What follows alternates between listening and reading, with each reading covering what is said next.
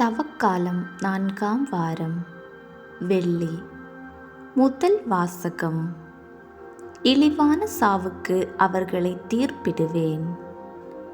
சாலமோனின் ஞான நூலிலிருந்து வாசகம். அதிகாரம் 2, இறை வார்த்தைகள் 1:12 முதல் 22 முடிய. இறை பற்றில்லாதவர்கள் தவறாக கணித்து உள்ளத்தில் பின்வருமாறு சொல்லிக் கொண்டார்கள்: நீதிமான்களை தாக்க பதுங்கியிருப்போம், ஏனெனில் அவர்கள் நமக்கு தொல்லையாயிருக்கிறார்கள். நம் செயல்களை எதிர்க்கிறார்கள். திருச்சட்டத்திற்கு எதிரான பாவங்களுக்காக நம்மை கண்டிக்கிறார்கள். நற்பயிற்சியை மீறிய குற்றங்களை நம்மீது சுமத்துகிறார்கள். கடவுளை பற்றிய அறிவு தங்களுக்கு உண்டு என அவர்கள் பறைசாற்றுகிறார்கள். ஆண்டவரின் பிள்ளைகள் என தங்களை அழைத்து கொள்கிறார்கள். அவர்களது நடத்தையே நம் எண்ணங்களை கண்டிக்கிறது. அவர்களை பார்ப்பதே நமக்கு துயரமாயுள்ளது. அவர்களது வாழ்க்கை மற்றவர் வாழ்க்கையினின்று வேறுபட்டது. அவர்களுடைய வழிமுறைகள் மாறுபட்டவை. இழிந்தோர் என நம்மை அவர்கள் எண்ணுகிறார்கள். தூய்மையற்ற பொருளினின்று ஒதுங்கி செல்வது போல நம்முடைய வழிகளினின்று விலகி செல்கிறார்கள். நீதிமான்களின் முடிவு மகிழ்ச்சிக்குரியது என கருதுகிறார்கள். கடவுள் தம் தந்தை என பெருமை பாராட்டுகிறார்கள். அவர்களுடைய சொற்கள் உண்மையா என கண்டறிவோம்.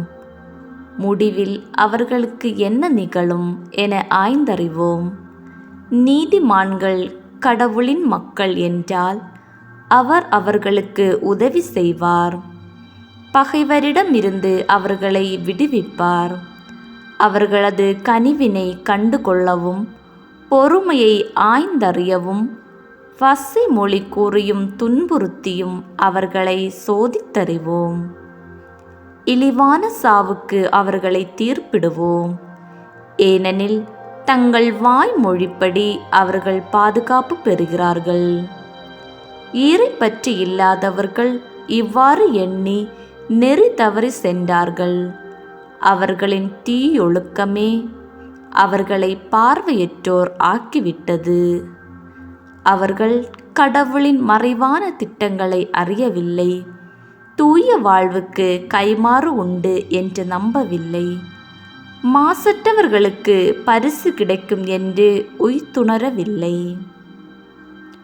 ஆண்டவரின் அருள் வாக்கு. இறைவா, உமக்கு புகழ்.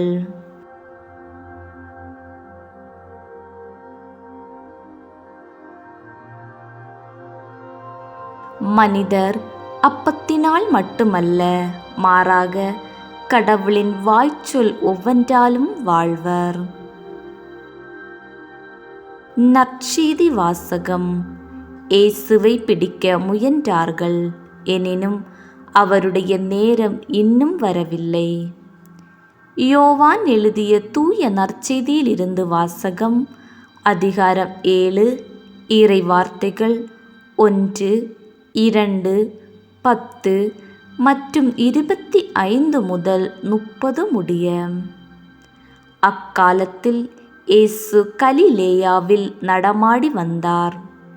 யூதர்கள் அவரை கொல்ல வழி தேடிக்கொண்டிருந்ததால் அவர் யூதேயாவில் நடமாட விரும்பவில்லை. யூதர்களின் கூடார விழா அண்மையில் நிகழவிருந்தது.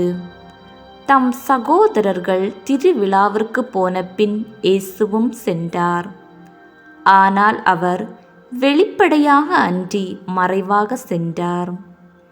எருசலேம் நகரத்தவர் சிலர் இவரை தானே கொல்ல தேடுகிறார்கள். இதோ, இங்கே இவர் வெளிப்படையாய் பேசிக் கொண்டிருக்கிறாரே, யாரும் இவரிடம் எதுவும் சொல்லவில்லையே.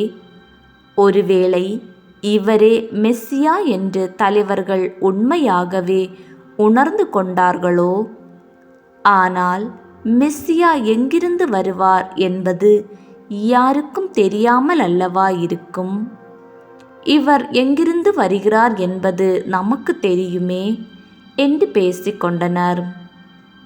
ஆகவே கோவிலில் கற்பித்து கொண்டிருந்த போது இயேசு உரத்த குரலில், நான் யார், நான் எங்கிருந்து வந்தேன் என்பவை உங்களுக்கு தெரியும். ஆயினும் நானாக வரவில்லை, என்னை அனுப்பியவர் உண்மையானவர். அவரை உங்களுக்கு தெரியாது, எனக்கு அவரை தெரியும்.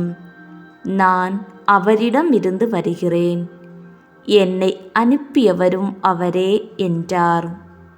இதை கேட்ட அவர்கள் இயேசுவை பிடிக்க முயன்றார்கள். எனினும் அவருடைய நேரம் இன்னும் வராததால் யாரும் அவரை தொடவில்லை. ஆண்டவரின் அருள் வாக்கு. கிறிஸ்துவே உமக்கு புகழ்.